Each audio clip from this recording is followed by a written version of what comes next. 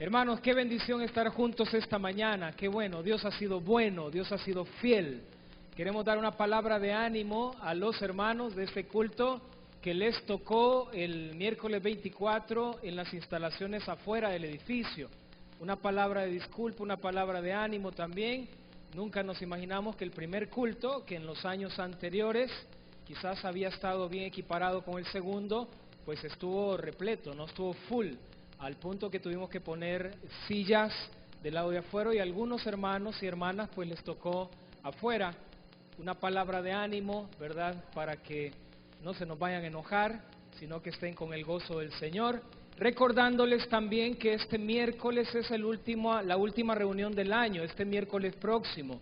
Los horarios son los mismos, 5 y 7 de la noche. Usted escoja el horario que mejor le convenga. Si usted puede traer a su familia y cerciorarse que su familia va a estar con usted, qué bueno, hermano, porque queremos terminar la última reunión del año aferrándonos a una promesa del Señor como familias. Así es que cerciórese que sus hijos y su familia, si le acompañan, si usted viene solo, pues véngase, ¿verdad? No se nos vaya a quedar fuera. Queremos tener ese tiempo familiar el miércoles, este próximo miércoles, en los mismos horarios, 5 y 7 de la noche, para estar juntos agradeciéndole al Señor. Hermanos, se nos fue el año. Este es el último domingo ya del año. Usted quizás se recuerda cuando comenzamos este año 2014 poniéndonos metas, trazándonos metas personales, en la salud, como familia, espirituales. Yo no sé cómo le fue este año, pero ya llegamos al final del año. Quizás ya es muy tarde para decir, bueno, voy a comenzar a cumplir las metas del 2014. No, es el tiempo para renovar metas. Es un buen tiempo y en ese miércoles último 31 del año queremos aferrarnos a una promesa del Señor y ponernos en las manos de Dios. Tendremos a los niños acá adelante con sus velitas entonando un cántico precioso y como iglesia nos vamos a unir también a ellos. Tendremos una noche especial. Por la gracia de Dios estamos acá, en medio de las tempestades, en medio de las tormentas, en medio de las amenazas, como predicábamos el 24, de ese dragón que se pone de frente y hace la guerra. Dios ha estado allí, Dios ha sido bueno. Quiero invitarles a que vayamos a Mateo capítulo 2 en su Biblia, por favor. Si usted trajo su Biblia, nos ponemos de pie para leer Mateo capítulo 2 del versículo 1 al 12. Mateo capítulo 2 del versículo del 1 al 12 en sus Biblias. En estos domingos hemos estado acercándonos al pesebre y en esta porción de la Escritura vamos a encontrar principios que nos ayuden a ser mejores discípulos del Señor. Cuando Jesús nació en Belén de Judea, en días del rey Herodes, vinieron del oriente a Jerusalén unos magos, diciendo: ¿dónde está el rey de los judíos que ha nacido?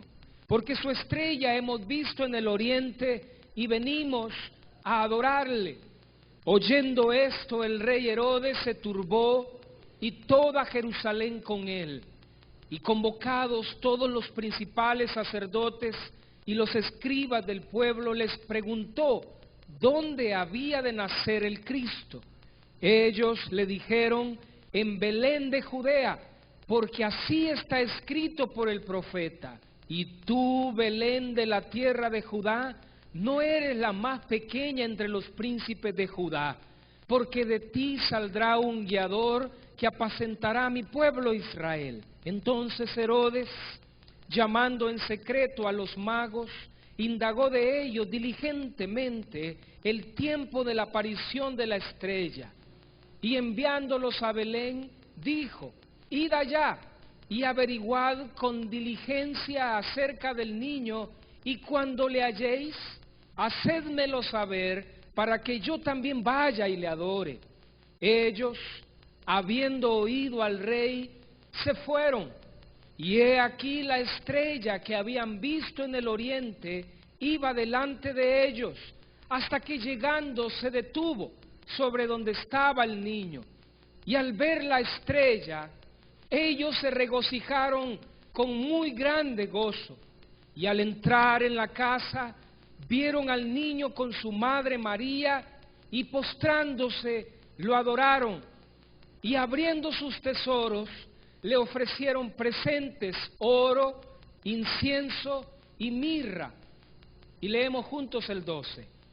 Pero siendo avisados por revelación en sueños que no volviesen a Herodes, regresaron a su tierra por otro camino. Señor, gracias por tu palabra, que podemos abrirla este domingo. Tu palabra, que es la única que puede transformar nuestra vida. Oramos para que esta mañana tú encuentres corazones fértiles a tu palabra, para que tu palabra pueda dar fruto en nuestra vida. Gracias por el milagro de la vida que tú nos das esta mañana al estar juntos. Añade bendición a tu iglesia, te lo pedimos en el nombre de Jesús. Amén. Pueden sentarse, hermanos. Este es el último domingo del año, domingo 28 de diciembre. Y en este domingo abrimos la palabra de Dios en Mateo 2. Y cuando abrimos Mateo capítulo 2, el panorama que encontramos es el panorama del nacimiento de aquel niño que nace en un establo, nace en un pesebre.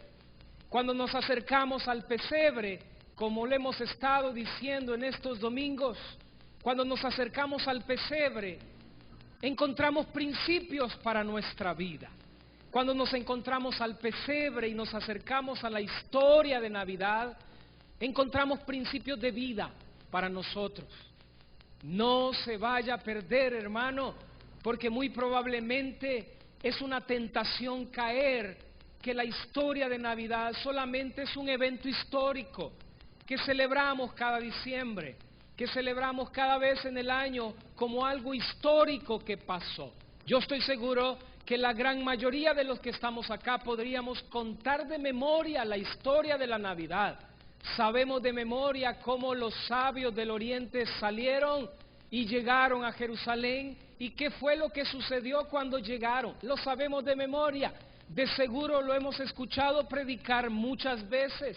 Muy probablemente más de alguno o alguna le ha tocado enseñar esta historia. Y algunos, creo, también nos ha tocado colorear esta historia cuando éramos pequeños y pasamos por escuela dominical. Es una historia que sabemos de memoria, pero más que una historia, este evento es un evento que trae vida a nuestro corazón, que desafía nuestro corazón, que sigue hablándonos esta mañana. Que Dios encuentre esta mañana corazones receptivos a su palabra. Mateo 2 nos relata el evento de aquellos personajes del Oriente que tuvieron que caminar más de 1200 kilómetros, han llegado a decir los historiadores, desde la tierra del Oriente hasta Jerusalén. ¿Se puede imaginar el trayecto que ellos recorrieron? No en avión, no en taxi, no con aire acondicionado, probablemente sí. Las tarjetas navideñas y las imágenes nos ayuden a entender que fueron en camello, en caravana, y los bultos sobre los camellos donde llevaban sus tesoros. Estos extraños personajes de los cuales hemos escuchado cada diciembre su historia, esta mañana nos van a enseñar el principio sobre la generosidad y la adoración al Rey. Cuando pensamos en los Reyes Magos, como Mateo o Reina Valera lo traduce, magos. Cuando pensamos en estos personajes, creo que todavía hay una fecha, existe una fecha donde se celebra el Día de Reyes. A ver, ayúdeme, ¿qué fecha es? ¿Cuál? 6 de enero. Y todavía en algunos países quizás es una tradición muy fuerte de hacer la carta a los reyes y de recibir entonces en el Día de Reyes esos obsequios. Qué interesante, porque cuando pensamos en estos personajes del Oriente, lo primero que nos viene a la mente son esos hombres, esos personajes que traían sus tesoros y se los regalaron al niño Mesías, al rey.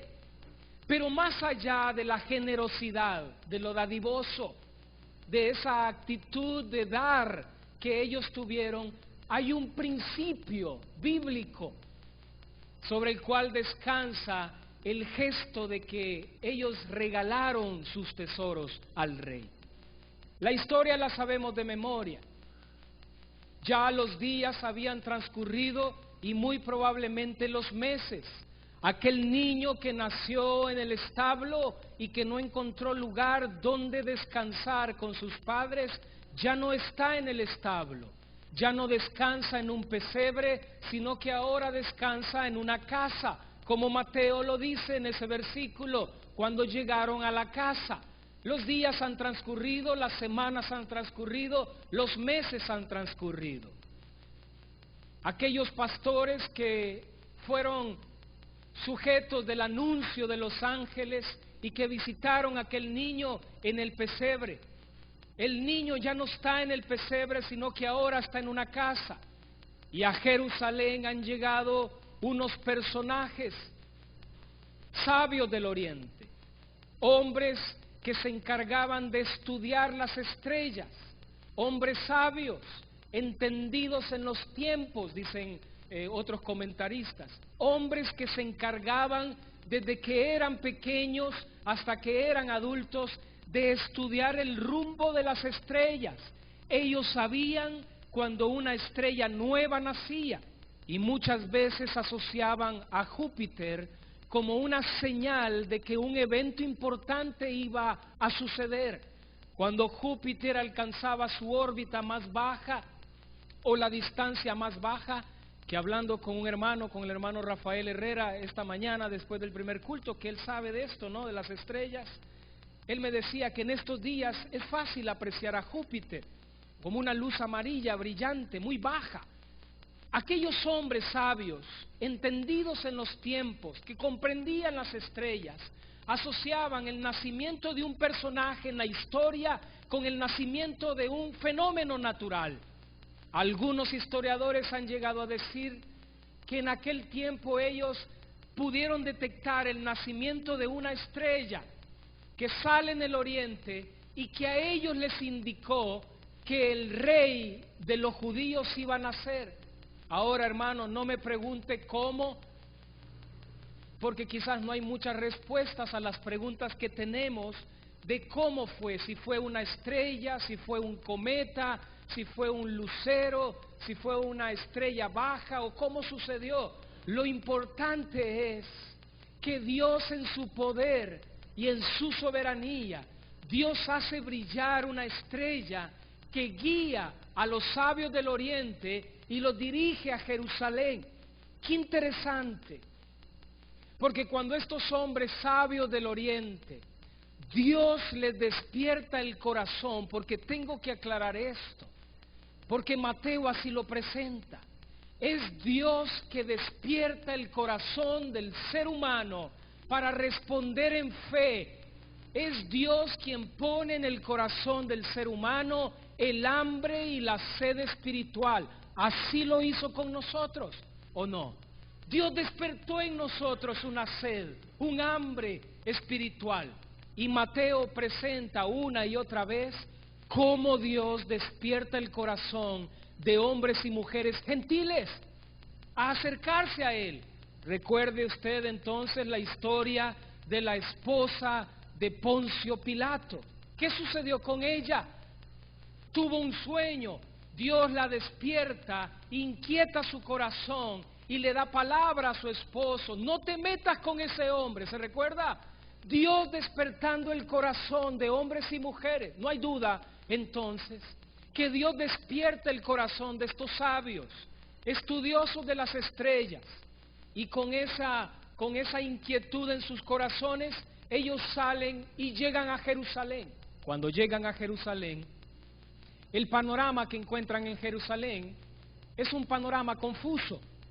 En primer lugar, encuentran a un hombre, tal como lo predicamos el 24, lleno de odio, lleno de amargura, como lo era Herodes. Quizás no hay tiempo para hablar de Herodes, pero en internet usted puede meterse y buscar a Flavio Josefo, un historiador judío de aquella época que aún ahora podemos leer su historia, sus historias. Y Flavio Josefo cuenta lo que Herodes era. Herodes era un hombre sanguinario, despiadado, lleno de odio. Había asesinado a 3 de sus esposas, a su cuñado, a su sobrino y a un primo, porque veía en ellos la amenaza para su reino. Ya al tiempo, cuando aparecen los sabios del Oriente, algunos han llegado a pensar que Herodes, por la fecha en la cual él comienza a gobernar, a la fecha en la cual se presentan los sabios del Oriente, Herodes tenía aproximadamente unos 69, 70 años. Murió de 72 años, es decir, que Herodes estaba en sus últimos días. Pero aún en sus últimos días, Herodes no iba a permitir que nadie pusiera en amenaza el reino que tanto le había costado a él obtener. Recuerde que Herodes no era judío, Herodes era un rey idumeo, es decir, que Herodes era gentil, se había apropiado del reino de los judíos por los beneficios que le daba a Roma. Muchos han llegado a decir que Herodes era astuto. El Señor Jesús, cuando se refiere a él, se refiere como esa zorra, alguien astuto, alguien que había ocupado su astucia, su diplomacia para establecer relaciones. ¿Ha conocido a alguien así? Diplomático en su hablar, ¿no? Y cómo amolda las palabras, cómo acomoda las palabras con tal de lograr algún beneficio. Herodes era así. Los sabios se presentan y el alboroto en el mercado y en las calles de Jerusalén ha de haber sido algo que no se podía ocultar. En primer lugar, eran extranjeros. Las caravanas, cuando entraban a Jerusalén de extranjeros, llamaban la atención a los judíos, porque los judíos eran hospedadores y siempre estaban en la puerta de la ciudad esperando a los extranjeros para poder hospedarle.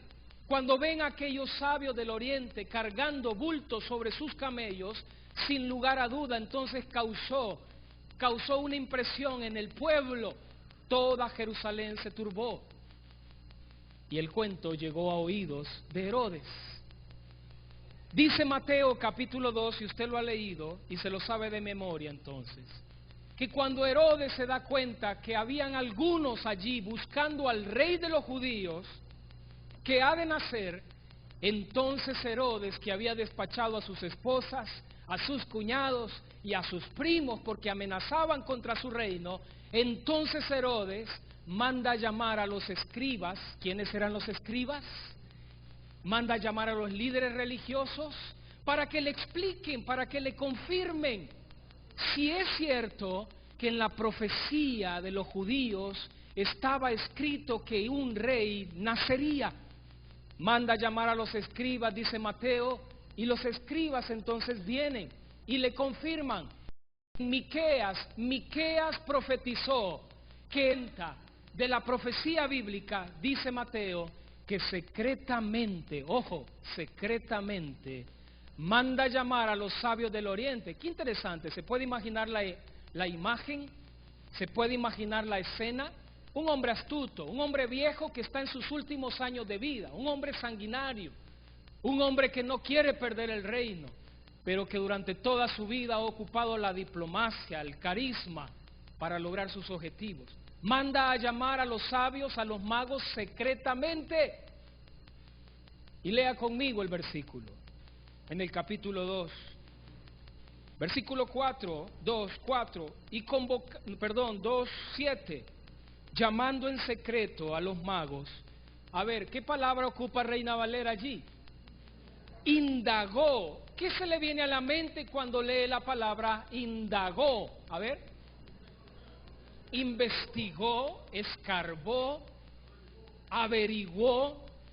Lo que él quería efectivamente era averiguar, era escarbar, era tratar de sacarles a ellos el tiempo en el cual la estrella por primera vez había aparecido en el Oriente, porque efectivamente ya tenía el primer elemento. En Belén nacería el Mesías, pero el segundo elemento que este hombre quería tener era el tiempo. Calcular el tiempo desde el nacimiento de la estrella para poder calcular el tiempo y lograr el cometido de asesinar a los niños que habían nacido en esa época. ¿Se puede imaginar la escena? Los invita a la casa, al palacio. Pupusas de queso, revueltas, de chicharrón, juguito de zanahoria, un cafecito, Coca-Cola. ¿Qué quieren? Un hombre que quería lograr su cometido, indagar. Se puede imaginar la escena, una escena de diplomacia, muy diplomático, tratando de lograr lo que él quería lograr. Pero los reyes magos o los sabios del oriente, inocentemente, como es una de sus características, entonces entran en esa comunicación con Herodes. Y Herodes entonces, al tener el dato, dice el versículo 8 en el capítulo 2, a ver, ¿cómo comienza? Enviándolos, ¿quién a quiénes? A ver, ayúdenme. ¿Quién a quiénes? Herodes envía a los magos. ¡Qué tremendo! Ya tiene la fecha, ya tiene entonces el dato. Ya los atendió, les ofreció comida, les hizo descansen, no miren muy largo el viaje, descanse otro ratito, ya tiene lo que quería. Y por fin entonces, Herodes, cuando sabe que en Belén, él envía a los magos para que vayan a Belén y les dice, mire el engaño, mire la hipocresía, vayan, indaguen diligentemente, averigüen, ¿necesitará pañales? ¿Necesitará Herbert? ¿Estará bien el niño? ¿Se habrá enfermado? Averigüen y háganmelo saber para que cuando entonces yo sepa, vaya y le adore. Falso, mentiroso, hipócrita. Su corazón estaba lleno de maldad. Por eso Apocalipsis 12, Juan en Apocalipsis 12, coloca ese pasaje que estudiamos el 24, de ese dragón escarlata que se para de frente a la mujer tratando la manera de asesinar al niño.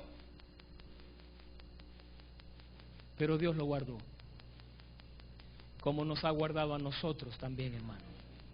En medio de las tempestades, en medio de las tribulaciones, su diestra nos ha sostenido. Herodes los envía a Belén. Herodes les dice, vayan. Yo les voy a decir qué lugar es.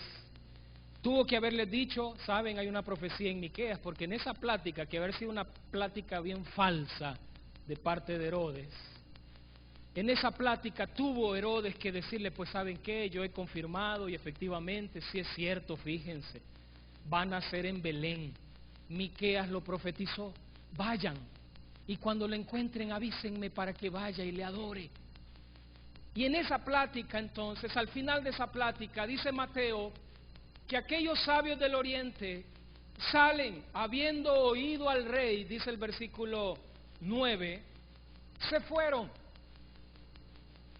Y subraya eso en su Biblia, porque si el fenómeno de la estrella sigue siendo un misterio, hermanos, para nosotros que quizás nunca lo vamos a lograr entender, como nunca hemos logrado entender la columna de fuego y la columna de nube, de humo que guió al pueblo. ¿Qué fue? ¿Fue una estrella? ¿Fue una luz? ¿Fue un cometa? ¿Qué fue? Quizás nunca logremos entenderlo, porque es el poder sobrenatural de Dios.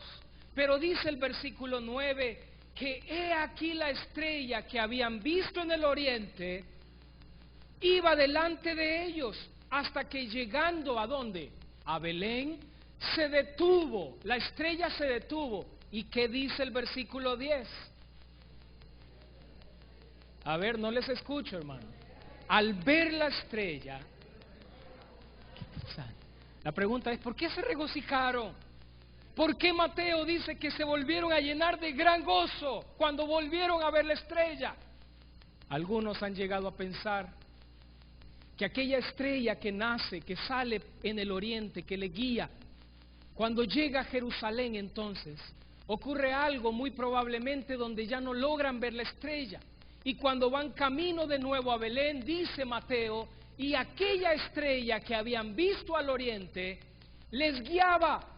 Y al ver la estrella de nuevo, se regocijaron grandemente y se llenaron de gozo de nuevo. Porque vieron de nuevo la guía de la estrella, y aquella estrella, dice el versículo 11, Versículo 11, al entrar en la casa, vieron al niño con su madre María, y postrándose lo adoraron, y abriendo sus tesoros le ofrecieron presentes, oro, incienso y mirra. Llegan por fin, la estrella se detiene justo sobre la casa. Se detiene aquella luz que los había guiado y confirman ahora ya no solamente por la estrella, sino por la profecía de Miqueas que también le fue contada a ellos. Ellos confirman que es allí en Belén, que es allí en esa casa de esa aldea, de ese pueblo que no pasaba de más de 80 casas, dicen los historiadores. Un pueblecito, una aldea pobre, como lo era Belén. Y en esa casa la estrella se detiene y ellos entran. Y aquí está el principio, hermanos, para nosotros. Dice Mateo, postrándose, entran a la casa, ven al niño y a su madre, y postrándose, a ver, ayúdenme, le adoran. Quiero detenerme acá, porque la palabra que ocupa Mateo cuando dice postrándose, quizás en nuestra mente de alguna manera podemos imaginarnos a alguien postrándose. Y bueno, postrarse podría ser que con cuidado usted se agarra de la pared o de un árbol o alguien le ayuda, así como a las novias. Voy a poner esta imagen. Usted ha estado en algún matrimonio, ¿verdad? En alguna boda, y entonces le vamos a poner el lazo al novio y a la novia, y alguien le ayuda a la novia a postrarse, a arrodillarse, con cuidado porque se puede golpear sus rodillas o puede suceder algo, con cuidado. La palabra que Mateo ocupa es la palabra y cayeron al suelo. Es decir, que Mateo está queriéndonos decir, queriéndonos hablar, queriéndonos indicar que inmediatamente ellos, sin limpiar el suelo, sin apoyarse a la pared, sin apoyarse a un árbol, inmediatamente ellos cayeron al suelo y adoraron y rindieron su expresión de adoración, tirados en el suelo. Ahora, hermanos, esto tiene un principio, ¿sabe por qué? Porque cuando Mateo dice que le adoraron, cuando ellos salen del oriente, preparan sus tesoros hasta llegar al rey. Pero cuando salen del oriente, podríamos atrevernos a pensar que aquellos sabios del oriente tenían una leve noción, una muy distanciada, una oscura, lejana noción de que se iban a encontrar con un rey. Pero en el trayecto de su viaje, Dios, que había despertado el corazón de ellos para levantarse del oriente y venir a Jerusalén, en el trayecto, en el camino, Dios va abriendo un poco más en el corazón de ellos la revelación de quién era ese niño. Conocieron la profecía de Miqueas. En la plática con Herodes, muy probablemente fueron expuestos, fueron confrontados que había una profecía en Miqueas que decía que iba a nacer el rey de los judíos. Pero además de eso, cuando salen de Jerusalén, la estrella se detiene en Belén, donde la profecía decía.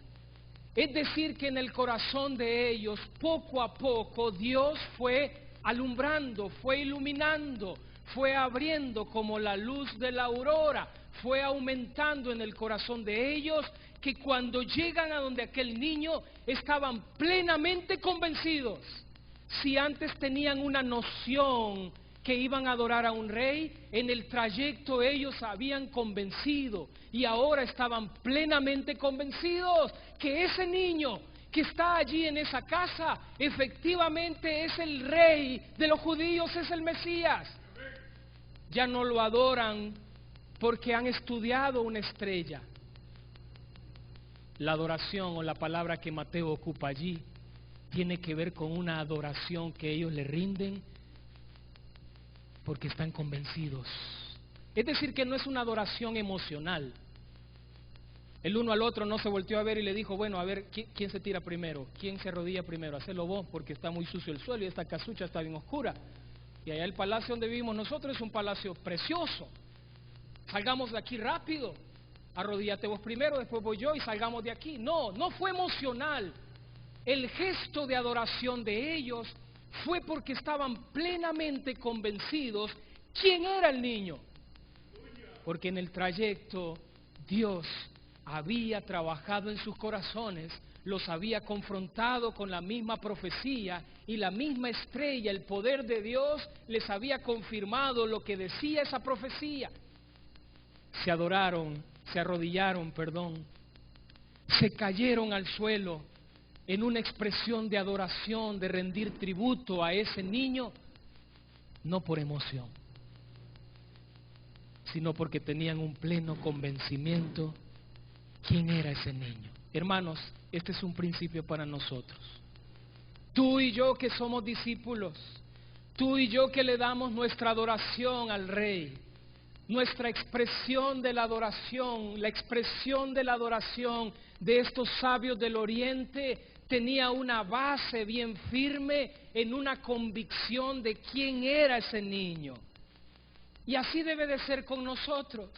Nuestra expresión de la adoración a Él es porque estoy plenamente convencido y mi corazón está plenamente convencido que Él es mi Señor, que Él es mi Rey, que Él es mi Salvador. Y por eso entonces levanto mis manos y por eso doy palmas y por eso canto con júbilo. Pero es muy diferente, queridos hermanos, es muy diferente cuando la expresión de nuestra adoración es, bueno, todos están levantando la mano, y por no sentirme que yo soy el único que no levanto la mano, no, las levanto también. Y todos están aplaudiendo y por no sentirme que pues todos me están volteando a ver que yo no aplaudo, aplaudo también. No. El desafío para nosotros es que cuando adoramos, que para nosotros podría ser la expresión cúltica, el tiempo donde nos reunimos a expresarle nuestra adoración o a solas quizás, yo lo expreso y caigo rendido al suelo, levanto mis manos, danzo, canto, me gozo, porque estoy plenamente convencido que Él es mi Salvador, mi Rey. La expresión de la adoración de los sabios del Oriente nos desafía.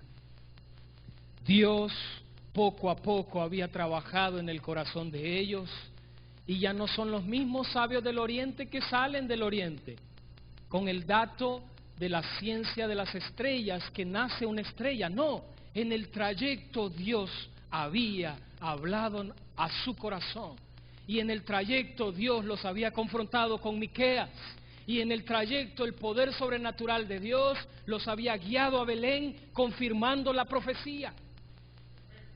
Había habido luz en sus corazones. La expresión de nuestra adoración, que podría ser un primer principio, debe de estar basado, hermanos, en la convicción personal de quién es el que adoramos. Y digo esto y me detengo en esto porque es muy fácil quizás querer encerrar la expresión de nuestra adoración en 40 minutos de canto. Y muchas veces sin pensar lo que cantamos o lo que tocamos. Y es un desafío para aquellos que sirven en una iglesia, en un ministerio, y voy a ocupar esta expresión, que guía al pueblo a la adoración, sin estar plenamente convencido que esa expresión, ya sea que toque la batería, la trompeta, o cante o predique, es porque estoy plenamente convencido, como lo estaban los sabios del Oriente, de que ese niño se merece todo lo que soy. Y por eso entonces me caigo, me postro delante de Él. Pero la tentación quizás que podemos tener, hermanos, es cantar por cantar. Es levantar las manos por levantarlas. Es tocar por tocar, sin preparación, sin prepararnos, sin convicción, sin una convicción profunda de su señorío, de su grandeza. Los sabios del Oriente nos dan una tremenda lección. Tenían una convicción amplia y profunda de quién era ese niño. Si antes tenían una noción lejana, cuando llegan a la casa, lo que Mateo dice es que caen al suelo porque ya no logran detener la convicción que tienen en su corazón que ese niño es el rey. Y ahora viene el segundo elemento. Abren sus tesoros y ofrecen sus, ojo, subraya esa palabra, sus eran de ellos. Es decir, que ellos podían decir los doy o no los doy, eran de ellos. Y Mateo enfáticamente dice sus tesoros, eran de ellos. Abren sus tesoros y los ofrecen al rey.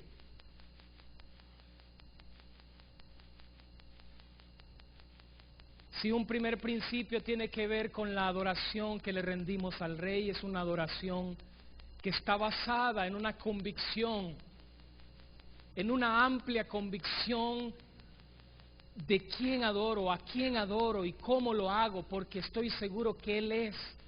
Entonces le voy a dar lo mejor a Él. Pero un segundo principio tiene que ver con un estilo de vida. La adoración como un estilo de vida.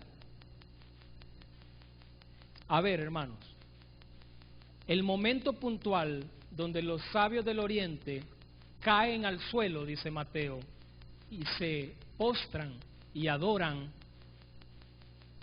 abren sus tesoros, ofrecen sus tesoros. En ese momento puntual, por lo menos hay dos indicadores antes y después que nos hace pensar que en el corazón de estos sabios del Oriente, en ellos había una característica de obediencia. Cuando llegan a Herodes a Jerusalén y Herodes los manda a llamar, ¿qué hicieron los sabios del Oriente? A ver, ¿qué hicieron? Fueron. No se dijo el uno al otro, ve que venga él, tan cansados que venimos, que venga él, ve qué lindo, quiere que nosotros vayamos, que venga él. Fueron.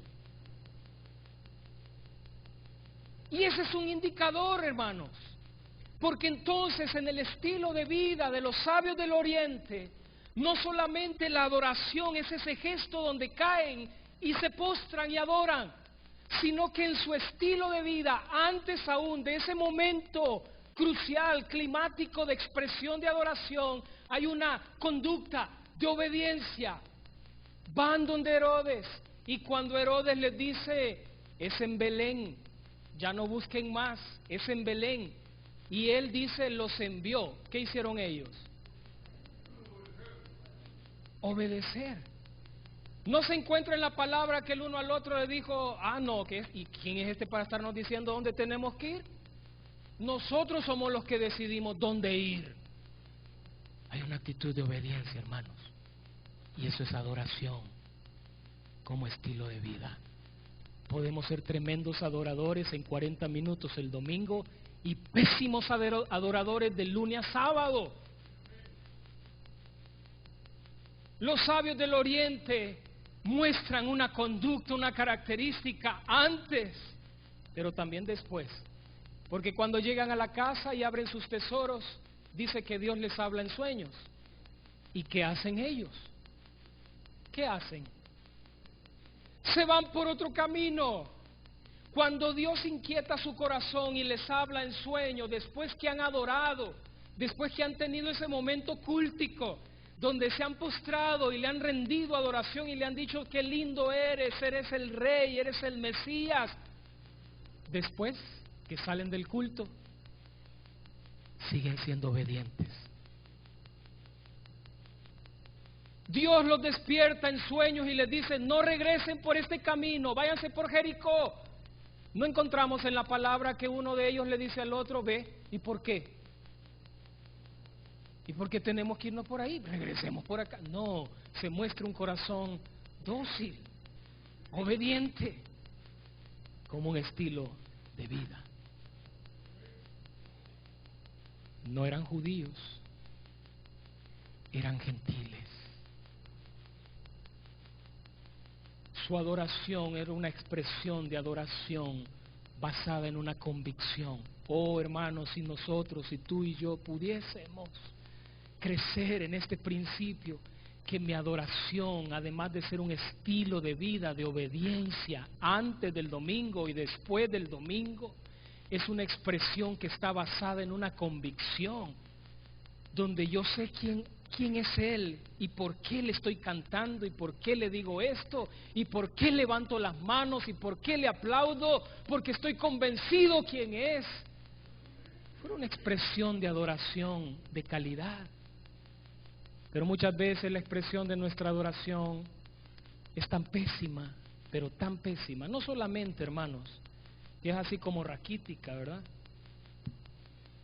Y aplauda al Señor, hermano, el Señor es grande, el Señor es poderoso.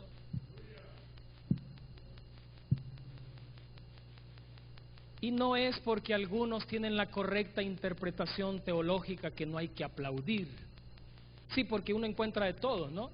Y algunos han llegado a usar ese banderín y decir, no, es que la palabra de Dios no enseña en ningún lugar que tenemos que aplaudir o que tenemos que levantar las manos. Pero cuando el ladrón lo agarra y le dice, levante las manos, a ver, dígale lo mismo. ¿Qué hace? Cuando está en el estadio, cuando está en un evento donde hay que aplaudir y sus emociones explotan, ¿qué hace? No puedo imaginármelo en el estadio, hermano. En la barra de su equipo, en el último minuto, penalti. Y su equipo está a punto de quedar campeón. Y a punto de meter el gol y mete el gol y toda la gente estalla. ¿Y usted? No puedo imaginármelo, hermano. Buscamos muchas veces pretextos, ¿saben? Para entender que Él se merece todo lo que soy, toda mi expresión, todo lo que yo puedo darle a Él, lo mejor que puedo darle es para Él. Eso signifique palmas, signifique mis manos, pero está basada en una obediencia después del culto. Como decía un pastor que pastoreó acá, después del culto platicamos. Pero el último principio tiene que ver con la generosidad. Sí, porque siempre lo más fácil quizás al pensar en los sabios del Oriente es pensar que ellos fueron generosos, porque efectivamente traían regalos. Y quizás no hay mucho tiempo para detenernos a hablar de estos regalos. Oro, a ver, ayúdeme, el otro, incienso y mirra. Algunos han llegado a pensar el oro era un elemento que se le brindaba un honor a los reyes. Ya en ellos entonces había una noción. El incienso tan dedicado a Dios, a las divinidades, y la mirra que era ocupada en aquel tiempo como un tipo de perfume de óleo que no solamente acompañaba en la sepultura para embalsamar, sino en la vida misma del ser humano, para volver una vida más fresca, más ungida, más refrescante. Sea como haya sido, ellos abrieron sus tesoros. Y lo que Mateo nos enseña es que ellos abren sus tesoros no porque les sobraba. Ojo, porque si basamos la generosidad en el hecho de tener, entonces cuando yo no tenga dinero o algo que dar, entonces dejo de ser generoso. Muchas veces asociamos solamente la generosidad con, míreme la seña, con dinero, con plata, tiempo, recursos, dones, talentos. Ellos dieron sus tesoros no porque les sobraba, hermano. Y es una tentación quizás para aquellos que tienen, dar por dar. Pero cuando tú das tiempo, talento, recurso, porque estás plenamente convencido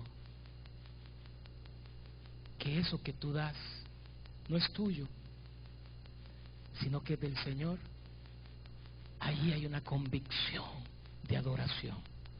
Ellos abrieron sus tesoros porque en esa expresión de abrir sus tesoros entendieron que ese niño que estaba allí en esa casa se merecía todo. Se merecía el oro, se merecía el incienso, se merecía la mirra, se merecía todos los regalos.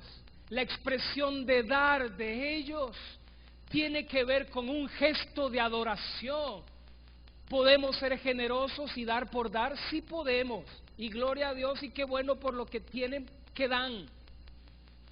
Pero cerciórate que cuando tú des, lo que sea que des, lo hagas en una expresión de adoración a Dios. Digo, ha de ser una tremenda tentación dar por dar. Pero los sabios del Oriente dieron en una expresión de adoración. ¿Dieron sus recursos? Dieron sus recursos. Para nosotros quizás signifique entonces nuestro tiempo, nuestros recursos, sí, nuestros recursos, nuestros dones, nuestros talentos. Cuando comprendemos que se lo damos al Señor, cuando comprendemos que se lo damos a un hermano, el tiempo para platicar, los talentos, el recurso que podamos tener, una bolsa con pan, y entendemos que el motivo de darlo es adorar al Rey, ahí hay diferencia. Lo contrario a generoso es tacaño. Así es, ¿verdad? ¿Podemos ser tacaños espirituales para con Dios? Sí podemos. Pero los sabios del Oriente nos enseñan a ser generosos en un acto de adoración. Este año 2014 en Guatemala, más de 990 iglesias se unieron para celebrar la campaña 40 días de generosidad. De esas 990 iglesias, los organizadores trazaron un listado. Algunas iglesias, todas las iglesias debían de escoger un proyecto. Durante 7 domingos el pastor tenía que predicar sobre principios bíblicos de la generosidad. Y el último domingo era el domingo de la generosidad. La iglesia tenía que escoger en un listado de proyectos: pintar hospitales, barrer calles, sembrar árboles, bañar a ancianitos, cuidar a niños de la calle. Entre todo un listado, estas 990 iglesias tenían que escoger un proyecto para enseñarle a toda la iglesia el principio bíblico de ser generosos, no solamente con dinero, sino con tiempo, con recursos, para hacer de Guatemala una nación menos pobre. Y platicando con uno de los organizadores de cultura financiera, el colombiano Jairo Piranecki, un compañero del seminario, me decía: ¿sabes qué fue lo más difícil? Sí, lo más difícil, porque lo más fácil fue que todas las iglesias se emocionaron. Todas las congregaciones durante 7 semanas se vistieron con el lema de ser generosos para Dios. Y hubieron camisetas, hubieron stickers, hubieron campañas, cuadrillas de hermanos listos para pintar. Pero lo más difícil fue hacerle entender a la gente de la banca, de la iglesia, que generosidad tiene que ver con adoración. Y ahí está el principio. Los sabios del Oriente fueron generosos porque comprendieron que lo que daban, se lo daban al Rey, al Salvador, al Mesías. Qué lindo, ¿no? Qué bueno que pudiéramos nosotros meternos a una campaña así. Qué precioso que nosotros pudiéramos cada lunes, cada semana, imitar la fe, si podemos llamarle fe, la fe de los sabios del Oriente, donde Dios poco a poco los va confrontando con el principio bíblico que ese niño es el Mesías, y abren sus tesoros. Hermano, que en este año que viene estaremos hablando el miércoles de esta promesa, que estaremos aferrándonos como familia, pero que este año que viene Dios nos dé oportunidades de servir. de abrir nuestros tesoros, tiempo. Y aquí no se trata, vuelvo a repetir, de dinero. Como lo decíamos cuando compramos este climatizador, gloria a Dios, hermano, qué precioso se ve. Y ayuda un poquito. Y todos participamos con $1, con una cora, los niños. Me recuerdo a algunos niños de escuela dominical, mis hijos preguntando, ¿y podemos dar cora, dólar? Porque nos da un sentido de pertenencia, de identidad, de familia. Hubiera sido fácil quizás decirle a una sola familia, hermano, cómprese 3 de estos y dónelos. Pero hubiéramos perdido el sentido de familia, de pertenencia. Que Dios nos dé oportunidades de servir al prójimo. Que Dios nos dé oportunidades a las hermanas, a los hombres de la clase, a los matrimonios, de salir y de ser de bendición para otros. Y cuando vamos en el camino, y cuando vamos caminando, y cuando llegamos a esos lugares de necesidad, poder llenar nuestro corazón de gozo, que pudimos abrir nuestros tesoros en adoración al Rey. Que Dios nos dé vida, hermanos, para verlo. Y que Dios nos dé fuerzas y ánimo para caminar en este año. Amén. Vamos a orar entonces. Señor, gracias por tu palabra, esta historia en la cual somos desafiados esta mañana. Ayúdanos, Señor, a acercarnos al pesebre, más allá de lo histórico, a acercarnos a un principio de vida que nos mueve, que nos saca de estas paredes y nos lleva y nos hace caer rendidos y amar y servir, Señor. Señor, ayúdanos a meditar en nuestro corazón. Mientras la iglesia ora, quizás haya alguien en esta mañana que en estos días ha estado caminando lejos del Señor. Sí, en este año estuvo caminando distanciado, lejos. Pero hoy, Dios te da la oportunidad de renovar tus votos con Él. ¿Por qué no te pones de pie? Y en el secreto de tu corazón le dices, Señor, yo quiero que tomes mi mano. Ha sido un camino difícil. Han habido pruebas, pero yo quiero que tú tomes mi mano, Señor. Y me pongo de pie esta mañana. Y renuevo mis votos para caminar cerca de ti. Cerca de ti. Tú conoces mis problemas, conoces el ambiente, pero quiero, Señor, esta mañana renovar mi caminar contigo. ¿Por qué no te pones de pie, hermano? Tú que has estado caminando lejos y le dices al Señor, Señor, yo quiero caminar cerca. O quizás tú que no has entregado tu corazón a ese niño, a ese Rey. Él es la vida. Él te dio vida a ti. Él te formó en el vientre de tu madre. Y Él quiere usarte. Él quiere usarte. Quizás algunos te han dicho que no vales, que no puedes, pero para Dios tú eres precioso. Medita en tu corazón. Medita en tu corazón y abre tu corazón a Él esta mañana. Si tú quieres, podemos platicar después. O si quieres levantar tus manos, levanta tus manos al cielo, porque solo del cielo viene nuestro socorro. Oh Señor, esta mañana te adoramos con nuestras ofrendas, diezmos, promesas de fe. Ayúdanos a seguir participando con nuestros recursos para que tu palabra pueda llegar, ser predicada y ser de bendición. En el nombre de Jesús te amamos. Amén. Pueden sentarse, hermanos. Adoramos al Señor en este tiempo. Y mientras los hermanos pasan, nada más recordarles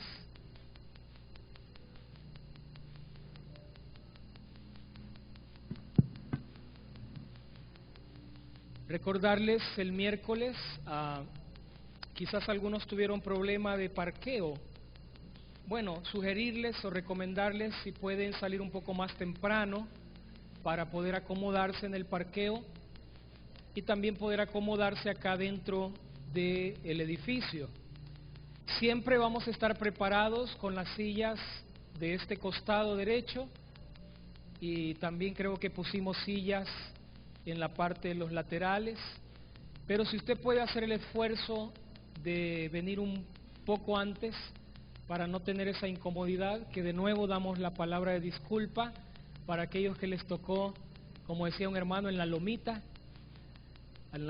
afuera, ¿verdad? Pero fue una bendición.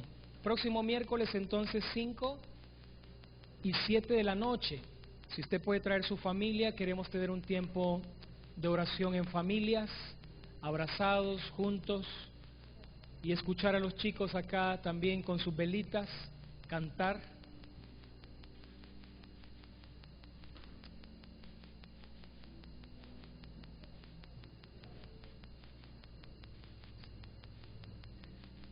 Sí, antes de despedirnos vamos a cantar el feliz, feliz cumpleaños para los cumpleañeros de esta semana. Entre ellos está Roberto Cibrián, que está allá atrás, y también está Ramón Arbaiza aquí adelante. Y creo que hay otros. No tengo el boletín aquí en la mano. Si alguien me lo presta, présteme su boletín, Felipe, su boletín. En esta semana tenemos este pequeño inconveniente, que no todos los cumpleañeros aparecen. Ya hemos tenido quejas. Si usted es una de esas personas que durante todo el año nunca apareció en el listado de cumpleañeros, quizás se debe porque no hay una ficha que cuando uno viene a la iglesia o se bautiza, uno llena, donde quedan los datos de uno para poder orar por usted, pero también para colocarlo en el listado.